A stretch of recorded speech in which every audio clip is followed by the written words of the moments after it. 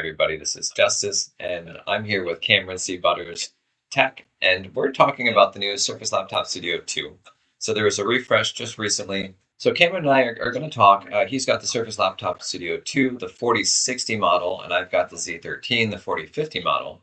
Now there's a couple nuances that make this a really interesting and compelling comparison between the Z13 with its unique set of attributes and benefits over the Surface Laptop Studio 2, which I think I would just refer to as Studio 2, even though there's a Studio 2 that we're not talking about. And yeah, it's a mouthful. Yeah, this is long. It's like a whole sentence. And then we're going to talk about the benefits of both devices and actually show some gaming demos in between the two devices.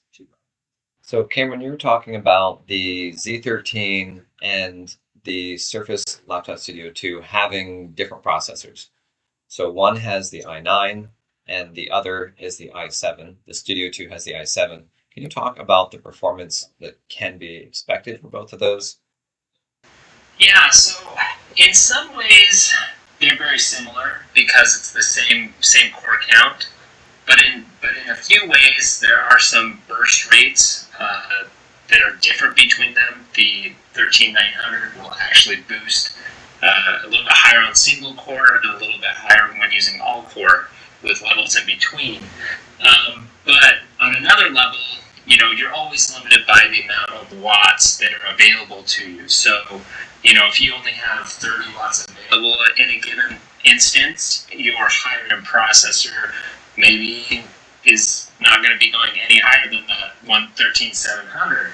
In an ideal world where you're kind of uncapped and there's not a lot of thermal throttling going on, which is normal these days. I mean, it's normal for things to be operating within a certain thermal headroom.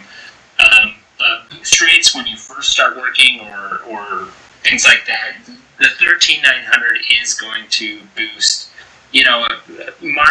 measurably higher. It's not game changing. It's not more than maybe even 10%, but it's something. But if you look at it, if you had a 13700 that had a 50 watt thermal envelope that it could work with, and the 13900 was constrained to 20 watts in that moment, the 13700 would outperform it. So it's similar, but the difference is burst rates are going to be a little bit higher on the 13900. So depending on the scenario, they're pretty similar, but you could potentially get better performance out of 13900, definitely. Got it. So in smaller instances, you're going to see just better performance from the i9 versus the i7. But they're not significantly different, just certain use cases where the single and the multi-core, is it different than multi-core or full core, or how did you say it?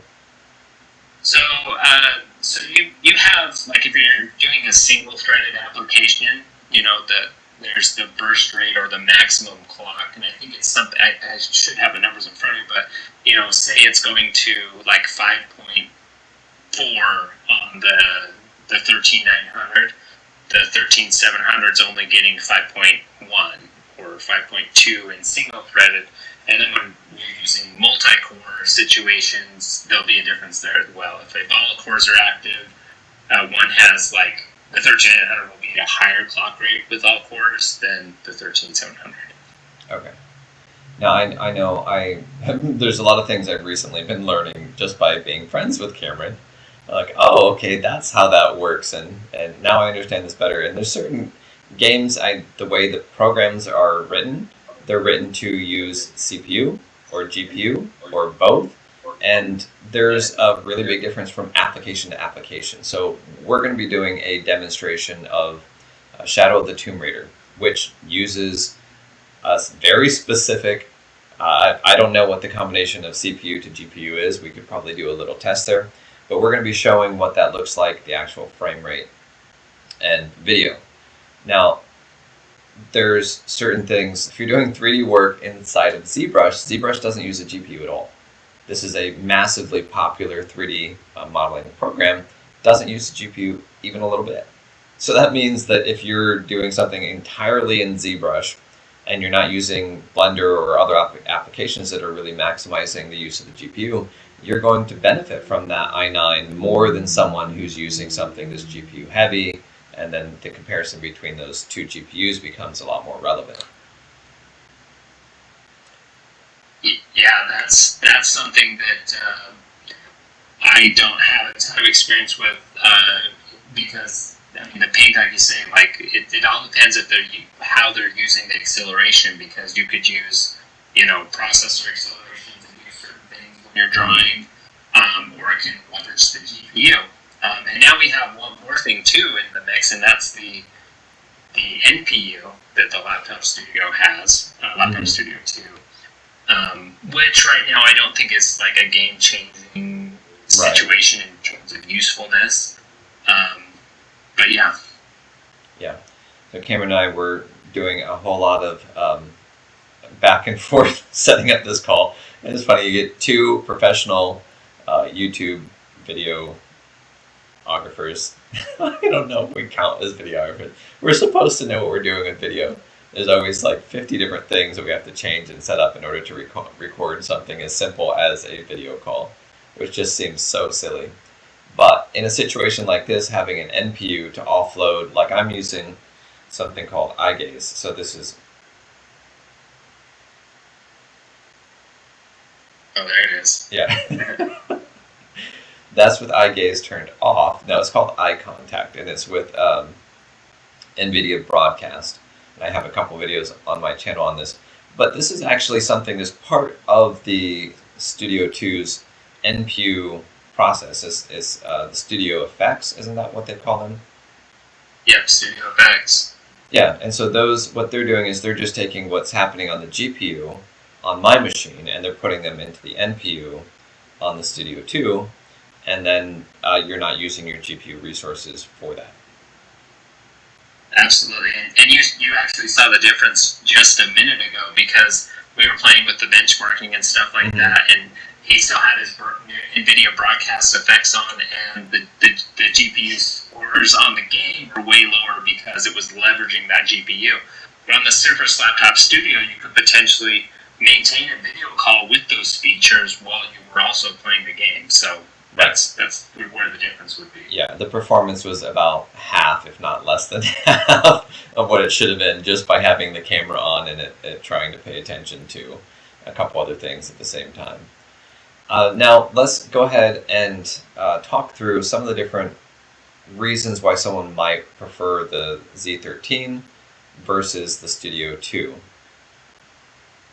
So, Cameron, I know... Yeah, I can speak to that because I had both of them like in hand, and one of the things, like the Z13 is very light compared to this. They added bulk this year.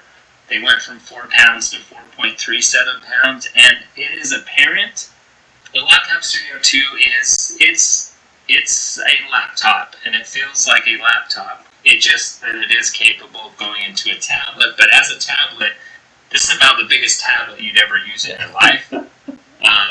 Short of the Surface Book 3 15-inch, but even that, because it pulled off the base, was lighter than this. So this is a chunky tablet, and a little heavier than the Surface Laptop Studio 2. The 4 pounds was okay. This is like pushing it over the edge in terms of weight for me, but it still is very nice to have the feature, especially if you're going to be taking notes or drawing. Like, the versatility is good there. Yeah, but the Z13 has that versatility too, just in a little bit of a different package. Yeah, when I was... do you have the Studio, the first one? I had the first Surface Laptop Studio. I still do, actually. Okay. So maybe we can do like a size comparison right next to each other, but... Okay, in fact, I have a Surface Laptop Studio 1 here, and we can kind of maybe get a side-by-side. Oh, yeah. In terms of, it's just a little bit thicker. I don't know if that comes through super well. Yeah, you can see that bottom portion of the base. Hopefully that refocuses. Yeah. The bottom portion of the base is just that much taller and thicker.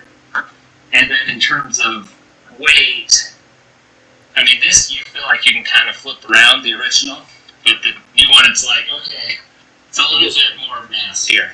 Yeah, chunky boy. Can you put them in tablet mode, and so we can see? So it looked like the Studio 2 was a lot thicker actually in tablet mode. But what's that looks like? Maybe I was seeing it weird.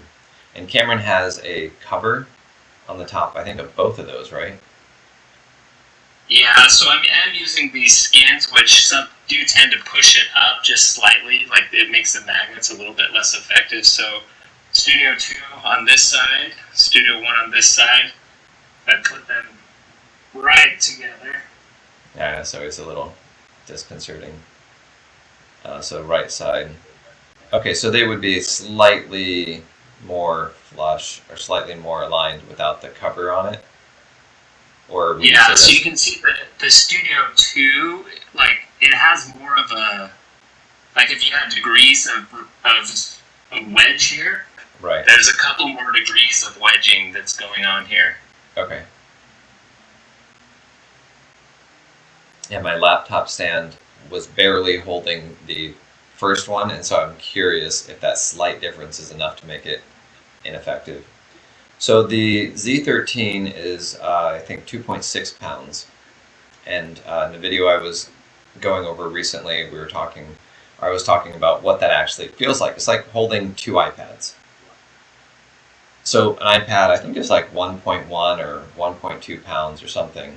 1.03 pounds. The Z13 is like holding 2.5 iPads, like the 11-inch iPad. And the Studio 2 is like holding 4.5 iPads in your hand and trying to walk around with it. So keep that in mind. It's still 4.5 pounds. It's not like you're carrying a bowling ball, but like half of a bowling ball, half of a light bowling ball. Yeah. But I keep mine mounted anyway, so it really is not significant for me. But if you're walking around and trying to do stuff while standing and holding the device, it's probably not the best. I mean, you're not going to be walking around and gaming, probably, unless you've got a problem. Yeah, you'll want a Steam Deck or ROG Ally for that. Right. Yeah, I'm very interested actually in doing some testing on those things. Very interesting. Legion Go. I was going to ask about the mux switch. So when it comes to the performance, you're using the 4050, the 4060, and mine, the Z13, is the 4050. But there's a difference between a 4050 that will be in the Laptop Studio 2 and a 4050 that's in the Z13. Can you talk about that? Yeah, absolutely. So the 4050 and the Z13 has what's called a mux switch. And what that does is it has little like switches, like literal physical switches that are, I don't know if they're physical, but I think they are, that disconnects the GPU, the NVIDIA GPU, from the iGPU and sends it down different lanes which connect it directly to the display.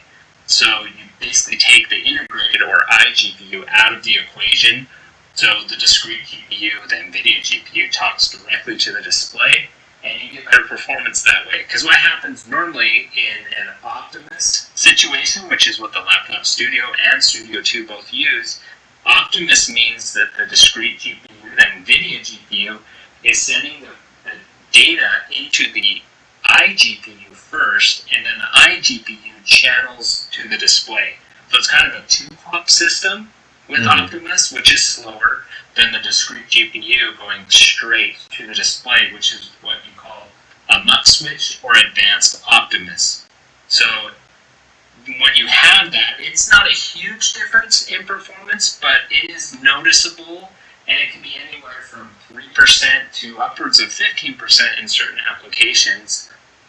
So it does make a big difference, and what I find makes the biggest difference is a lot of times, you know, if you have three things in the mix, if your iGPU suddenly like has a hiccup or something else kind of is pinging it for information, or your DGPU kind of stutters or is getting pinged for information, you have 2 points of places where it could have a hang up, and what that results in is more stuttering. generally Yeah. when you're using an Optimus. But when you use the Mux switch or the advanced Optimus, which lets you connect the GPU directly to the display, you have a much smoother experience. Yeah, and it is a buttery smooth, really lovely experience gaming on the Z13. Yeah. Absolutely the most fun gaming I've had on any device. Better than my Xbox. What is this? The Xbox Series X, not the new one. No, what's the new one? Series I think the Series X is the new one. I don't have the Series X. I don't have the Series S either. I have whatever it was before. Yeah, the Xbox One X. S or something like that. Yeah, the Xbox One X, but not Series X. Yeah. It's confusing. Microsoft. Why? Okay, so when we're looking at these two things, there's a couple different caveats that we have to pay attention to. The Studio 2 has, I feel so wrong calling it Studio 2 because it's not the name of the device, but it's got an 80 watt GPU, or it sends 80 watts to the GPU, and the Z13 is 50 watts with a 15 watt boost. And I think that boost is only available when you're in turbo mode, from what my guess would be, but I don't actually know. Yeah, that's correct. So you'd mentioned that a 4070 on the Z13 at 65 watts and the 4060 with 80 watts are pretty similar. Yeah, that's correct.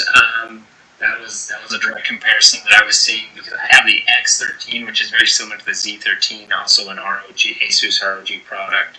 And that was my comparison point. I've got this 60 watt GPU that's a 4070, and moving to the Laptop Studio 2 now has 80 watts. How do they compare? Even though it's a 4060 instead of a 4070, it does have more watts available to it. What does that look like? And that I was able to. They're roughly the same. A 65 watt 4060 is very similar to a 65 watt 4070. Did I say that right? An 80 watt 4060 is very similar to a 65 watt 4070. Right. Yeah. So it was confusing to me. There's a lot that goes into all of these different things, and the way I like to think about it is if you had a garden hose and you're trying to fill a bucket with water, and you had a smaller, more narrow garden hose and a bigger one. If you're putting the same amount of water into both, the same amount of wattage into both, then the one that has the tighter, this one's going to have more pressure. I don't think this analogy is going to work. I think my brain's not. The amount of water that's being put into the hose depends on how much pressure is on the other side. So if you have a lot of wattage or a lot of water pressure, that's going to matter a lot more than just simply having a big hose. You can't just have a big hose and no water pressure. And so when you have these two different GPUs and you have one that's more powerful, if it doesn't have the electricity going to it, the wattage going to it, then it doesn't matter if it's super powerful if it doesn't have, that water pressure behind it. Did that work? That worked. Yeah, absolutely. They're just confused about two things now. Yeah, and it depends. When you're dealing with like same architectures or same core counts, it's kind of that way. I'm actually surprised that the 4070 isn't much quicker than the 4060 because it does have quite a bit more cores. Right. But they both share like a 128-bit bus as well, which is a little bit limited. It's still way better than last gen. But yeah, if we're comparing though the Z13 with the 4050, the 4050 has 6 gigabytes of RAM, and the 4060 and 4070 have 8 gigabytes of RAM. Right. Which is useful when you're doing really high resolution things. So if you're gaming 1080p, you're probably not going to see the difference as drastically as if you were doing it at 1440 or like 4K. Right, and they're using a lot larger texture files. And so in order for them to Yeah. have those texture files loaded into place smoothly, if you don't have enough bandwidth for those to be stored, then it's not going to function the way that we want. So I'm putting up on the screen, and I can send you this as well, so you can see it. Kind of like a graph that shows the 4050 versus the 4060 and 4070. And you've seen this before. Right. It kind of has the wattage along the bottom, and you can kind of compare them. And so 4070 can, and this hasn't always been the case with GPUs, especially in laptops. Usually it's like you push more power, you get more performance. So, the 50 series is using less power than the 60 series, and the 70 series uses more power than them. But what they've done this time is that 4050, 4060, and 4070, they are operating at the same wattages. You have variants that will operate at 65 watts, and they're actually very close to each other. You've seen that yourself with the 4050. The 4050 is really good shit. It's definitely very close to the 4060. For the money, it's a good thing. Yeah, and so if we were comparing these to the 30 series, I think the 4050 is comparable to the 3060, except for it has DLSS 3 and 3.5, I think, coming soon. Which means... And a lot more efficiency, too. Yeah, which means that if you were trying to game on a 3060 and a 4050, if you have the option of DLSS 3, you're going to see almost double the frame rate just by going to the 4050. So it's not the same. There's the extra capabilities in there that are not there with the 3060 or open to the 3060. Yeah, and that's why I've recommended in some of the videos I've done, that 4050 is a really good value for both the Z13 and the Laptop Studio 2. If you're looking into that, I think there's not a ton of reason to pop up to that 4060 level, because on the SLS 2, I think it's $1,000 extra bucks. It's just massively. You got to pay a lot to jump up to that tier, and I don't think that is necessarily worth it.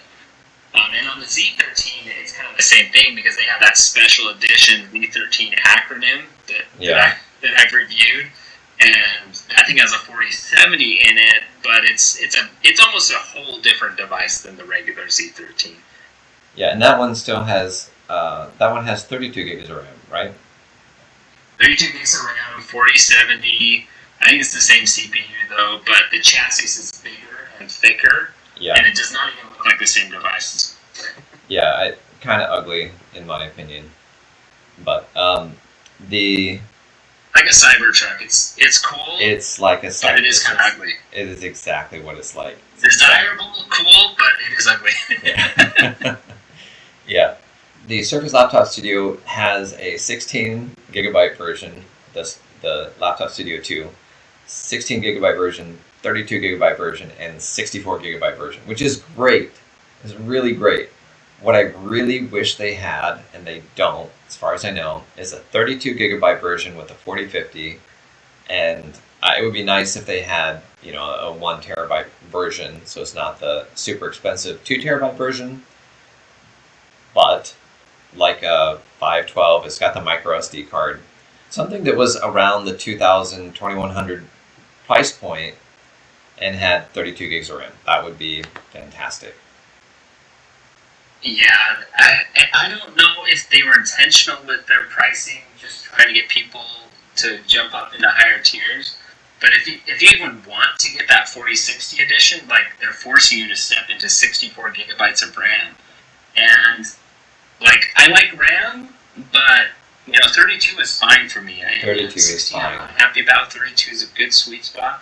Yeah. I have more RAM on this machine than I do on my desktop. I only have 32 on my desktop. So it's just what am I going to do with this? And I get it, for CAD software, I'm glad the option exists, absolutely. Right. We've needed that for a long time. But I personally would rather pay less and stick with the 32 because the price has been kind of outrageous. Right. Yeah, they're just pushing a little bit further than I think people are comfortable spending for this type of spec in a machine. So when it comes to the two devices, there's certain strengths and certain weaknesses. So we can talk through those strengths and weaknesses. The pen experience, definitely 100% winner. It's Laptop Studio 2. Yeah, it's considerably better. Like if you were to put on the score, like if you were to put these Laptop Studio 2 at 100%, or 100% being perfect, like a perfect drawing experience, which I would consider the iPad drawing experience to be perfect. No jitter whatsoever, there's no lag, perfect. I would put the Studio 2 at about between 90 and 95%. I would put the Z13 at about 80%. For the experience, just solely drawing on it. The drawing plus the touch together, there's some issues. There's some big lag issues, and so I would drop down to probably about between 70 and 75% score for the drawing experience on the Z13, which is a little bit below like a Surface Pro 7 Plus. I thought that was a little bit better drawing experience. The Surface Pro 8 and 9. Can I ask a few questions about that right now, or you just have some things to say about that? Surface Pro 8 and 9 is the exact same score as the Laptop Studio 2 and the Laptop Studio. All of those are 90 to 95%. So when you're saying that, what are the kind of things that, make it a 95% versus a 70%? What exact dynamics of drawing do you find the Z13 is not quite up to par of a Surface device? So the main two things, there's really 2 points. The quality of the line, so if you're drawing on the screen, you get a little bit of wobble. The eye contact. That's creepy. Okay, there's a little bit of wobble in the line, so it just looks like you have, some issues, maybe too much caffeine or something. So the line is a little bit wiggly, which if you're drawing, that's a bad thing. That's the main thing that you're looking at, even over lag. Now, there's ways to fix it with line stabilization and all that, but its line quality is worse. The Slim Pen 2 is a wonderful stylus. It's very, very good quality. And the second part would be touch and pen together. So if you're using touch and the pen together, there's some palm rejection issues that are severe on the Z13, which means your palm is constantly drawing on the screen, is tapping things, is doing things. On the Laptop Studio 2, that does not exist as a problem. It's not a problem at all. And so it's just like you're constantly having to refocus or erase marks down here or shut down programs that are being turned on by your palm. And so if you're like using the Tablet Pro Studio software, which got like modifiers on the side, if you're trying to touch those and draw, there's like a third of a second delay. So it's like if you were using your keyboard and you had to wait a third of a second every time you were typing, it would annoy the crap out of you.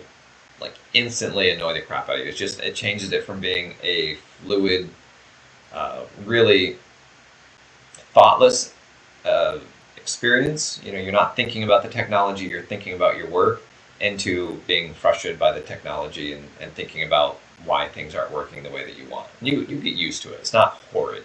It's just not the same as the Surface Laptop Studio 2. Gotcha. And the almost sad thing about that is it feels like a lot of that's probably software controlled, and if they just like paid a little more attention, they could tweak that and make it a little bit better. Exactly. Like if they fix that problem, I would put this at like a 80 to 85% drawing score, which is a really big jump. And I would not be looking at the Laptop Studio 2 right now as a replacement for this one. I would be content. The jitter is not bad enough that I would need a new device.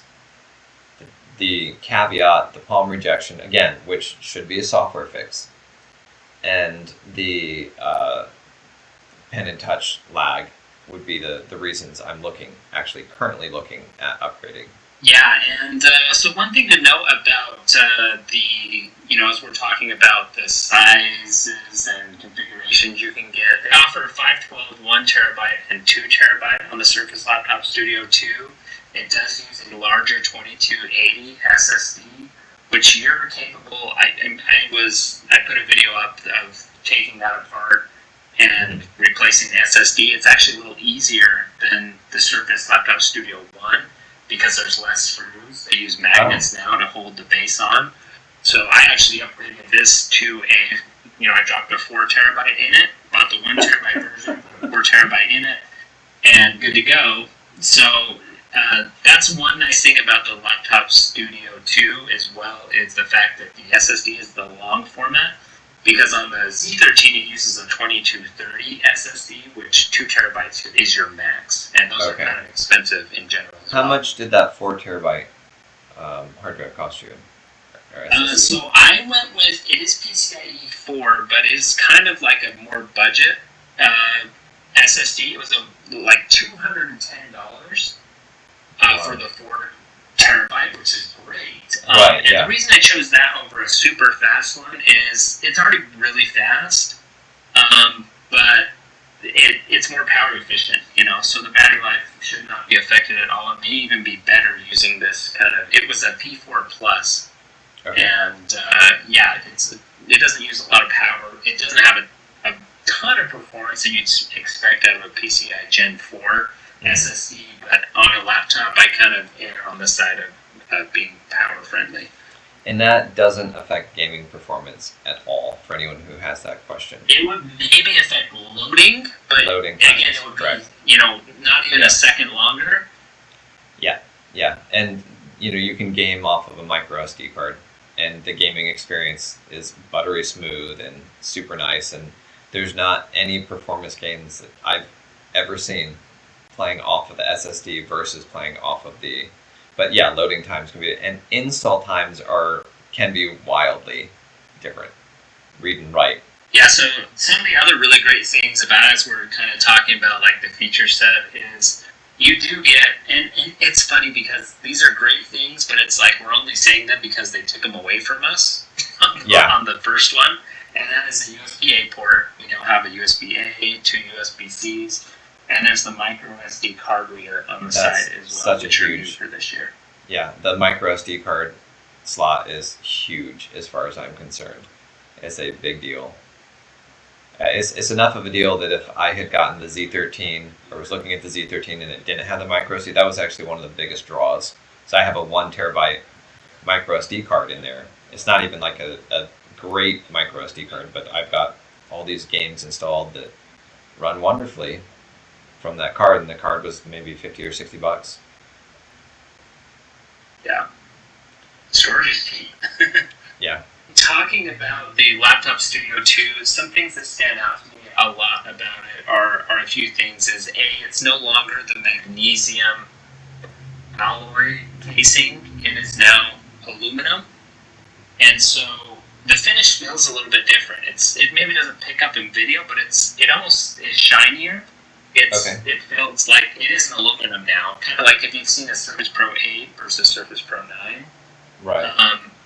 It's that kind of deal where they have, changed it, which does, I think that's where some of that new weight is coming in. It's a little bit heavier, but it dissipates heat better. I think that's part of the reason why they were able to, bump this up to an 80-watt GPU rather than a 50-watt GPU in the previous version.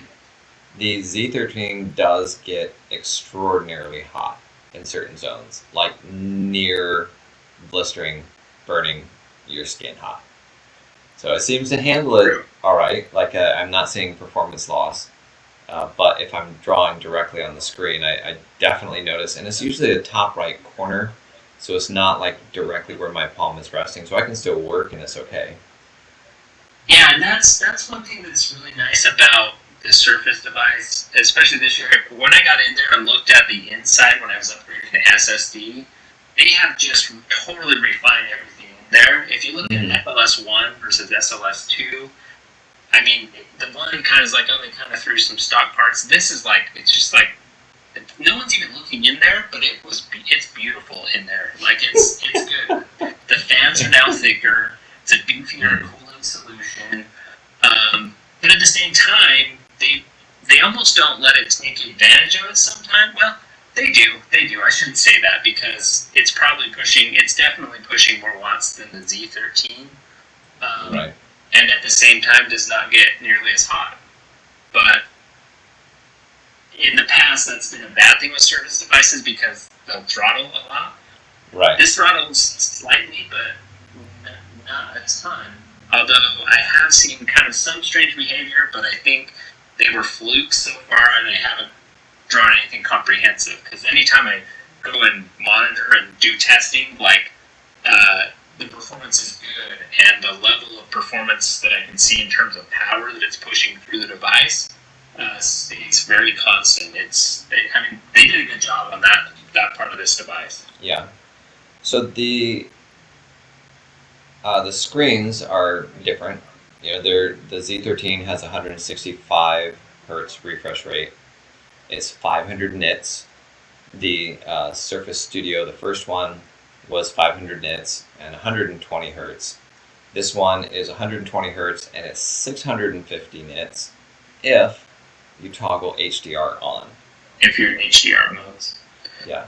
And what that means is, like, if you are using 10% of the display is lit up brightly, that section, it will allow it to go to those nits for when a slider thing is a smaller section of the screen is lit up, which is kind of how HDR works anyways. The elephant in the room on the displays, though, there is an issue that I have talked about in a video recently, and I have issue with the device as a whole almost because of this particular reason, and that is while it is a 120 hertz display, the response time, black to white, so that's the amount of time it takes for a pixel to go from white to black or from gray to grays. How do you measure those? Right. And this screen it's very good. The colors are great. The brightness is totally good, but it gets a lot of ghosting. And what that means is, as you scroll down a page, you may see like streaks, like you get a little bit After Effects on things, and playing games especially. The response times that we're seeing on this display makes it the equivalent of, like, on something moving fast, like 30, it's like a 30 frames per second. Yeah, it's not good. The millisecond response time on the display is like so poor. And so the 120 hertz is not doing you any favors on this device. In fact, you may as well probably keep it at, it's hard to explain that kind of stuff because you will see it refreshing at the 120 hertz, but it just won't be a full refresh, and it'll look kind of ghosty when it's doing it. Right. So, but if you're talking, how long does it take for like the pixel to actually change all the way? Like the gray to gray response time is literally as slow as the equivalent of 13 frames a second, and that's just really atrocious for a device that costs $3K in certain cases. Yeah.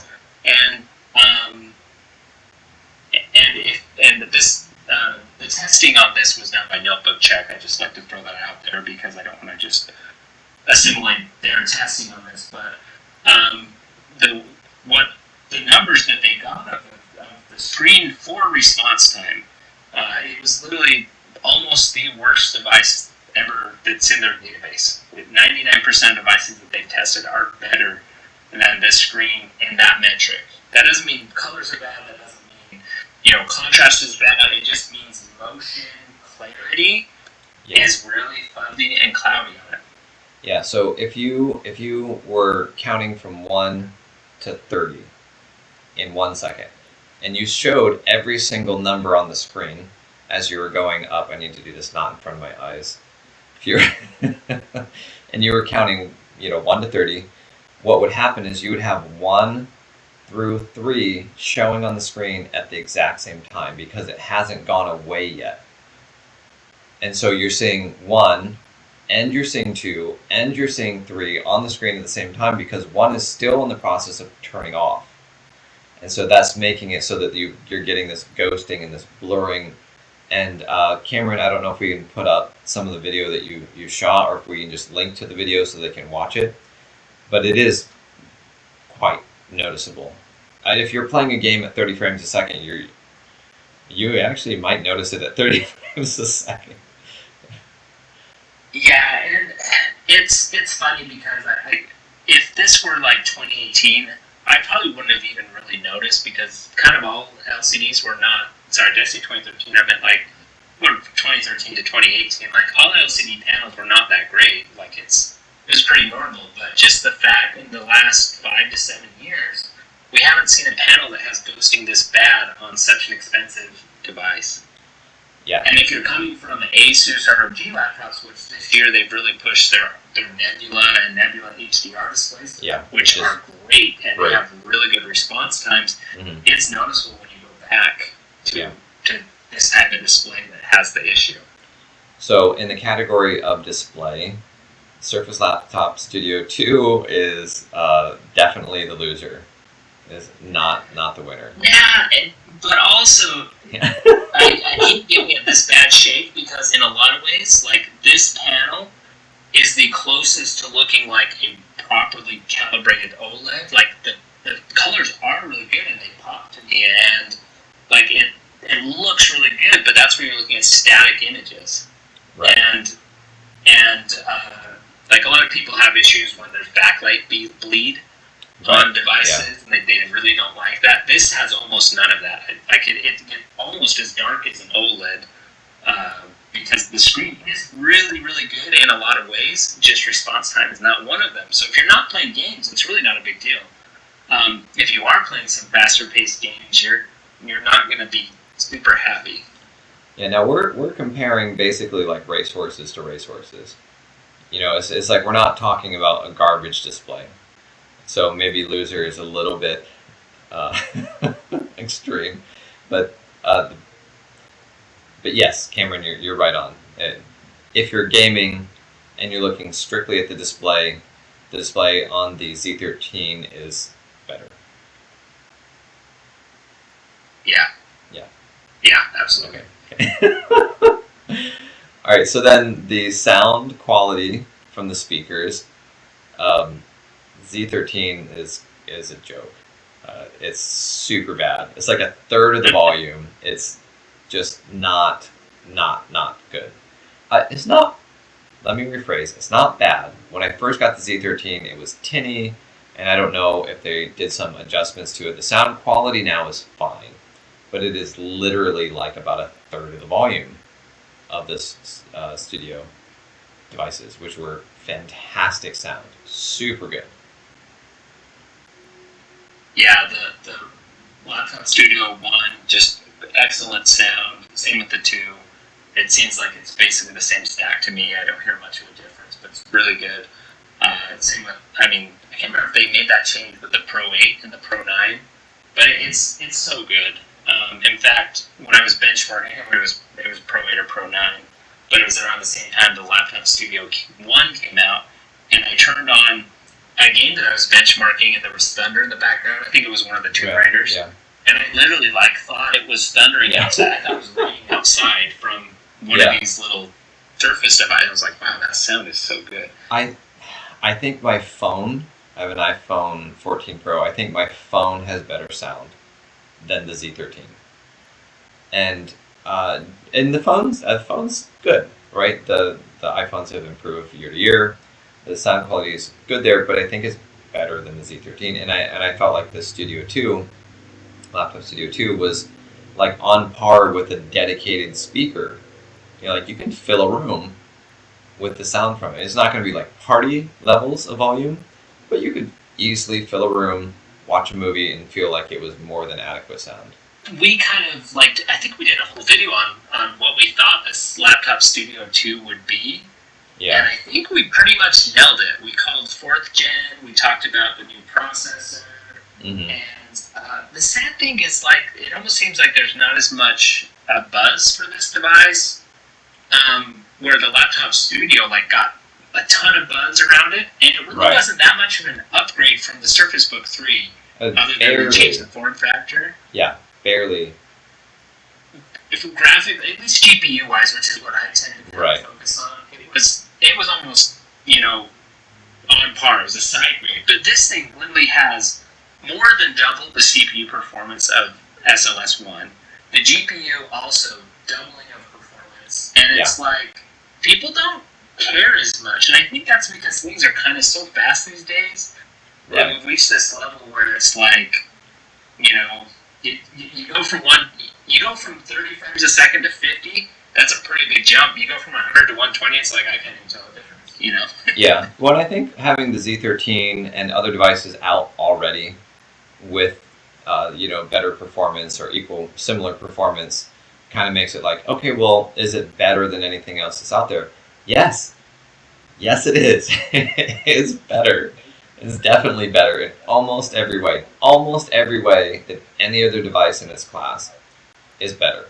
And hopefully they can fix the ghosting issues. Yeah, I'm holding out hope. Maybe a firmware update, or they just like, oh, we forgot to change that one setting on the panel. Let's push that out, or something. Yeah. But all right, let's go ahead and take a look at that side-by-side comparison of Shadow the Tomb Raider on both devices.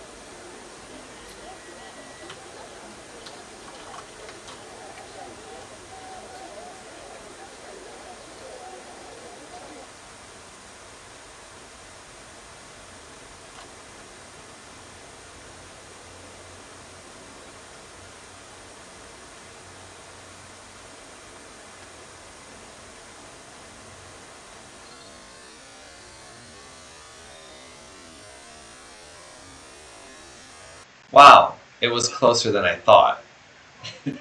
Yeah, I mean it's surprising, so the laptop Studio 2 getting 124 frames a second, we're using the exact same settings, and the Z13 getting 113. So I think what's the percentage difference on that? That's like a 10% difference. It's a 10% difference and a $1,200 difference. So yeah, absolutely. Just and so yeah, and you may think, well, one had a 4050 and one has a 4060, and the 4060 had 80 watts, and the Z13 had 65. What's going on here? Well, there's a couple things that I think is what I think is happening here is right. You do get on the CPU a little bit higher boost rate as it's playing through the game, so you have a little more clock speed on the CPU. But also, and basically we're explaining away why the 4060 still did better than the 4050, but it's not right. by much. And part of that is the muck switch that the Z13 has. Yeah. So we talked a little bit about that already because of the muck switch. It's the DGPU, NVIDIA GPU, can talk directly to the screen.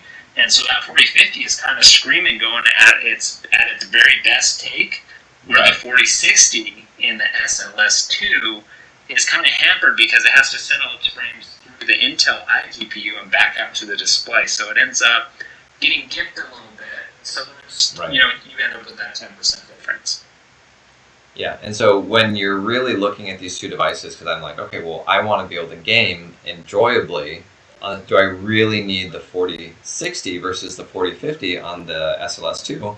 And I would say no. I mean, if you're playing Shadow of the Tomb Raider at 110 frames per second, your machine is capped out at 120.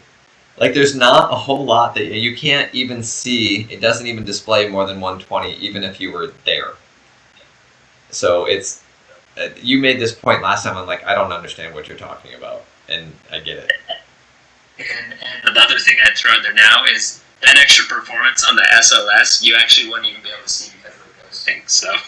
Right. Yeah, I know. So it's like it's totally a moot point. So like 4050 on the SLS2.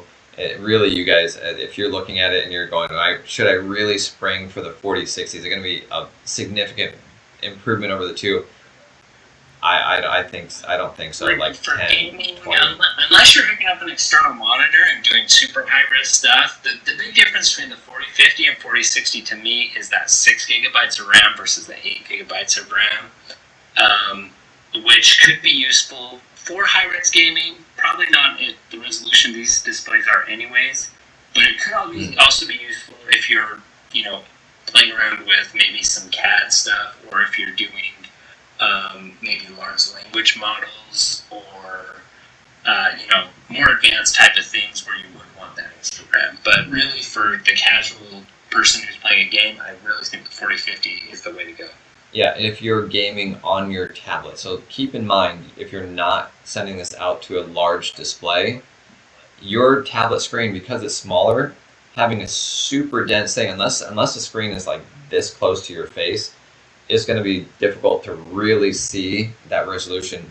You can, of course you can see the difference, but usually I recommend gaming at 1080p at the highest settings you can get at the frame rate that you like, which for me, 60 frames a second and higher is really enjoyable. It's really, once you get to consistent 60 frames a second and higher. So we're talking at a game at 110 frames per second versus 124. Yeah, it's a little smoother, but it was enjoyable, super fun at 60. Yeah, and I would say because of that muck switch, even though the frame rate's a little bit higher, you would see more micro stutters on the 4060 without the muck switch than what you're seeing in ultimate mode on the Z13. Right. Yeah, and we have I have a gaming video, and I think Cameron does too, on setting up your ultimate performance options for the Z13, and I'm sure you have one probably for the SLS. So if you're using these devices and you're looking at new AAA games, these do play them well. The new AAA games are created to play well on the 4050.